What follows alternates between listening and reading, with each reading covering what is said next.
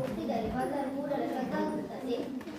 ಹೀಗಾದಾಗ ಆಟಗಾರ ಸೋತಂತೆ ಅಥವಾ ಮೊದಲಿನಿಂದ ಆಟ ಪ್ರಾರಂಭಿಸಬೇಕು ಮತ್ತು ಅತಿ ಕಡಿಮೆ ಸಮಯದಲ್ಲಿ ಅಥವಾ ತಪ್ಪು ಮಾಡದೆ ಗುರಿ ತಲುಪುತ್ತಾರೋ ಅವರು ವಿಜೇತರಾಗುತ್ತಾರೆ.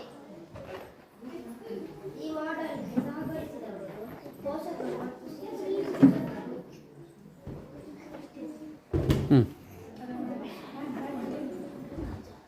ಗೇಮ್ ಬಸ್ ಗೇಮ್ ಇಲ್ಲಿ ಅಲ್ಲ ನೀ ಮಾಡಿ ತಾಗಿಸೋದು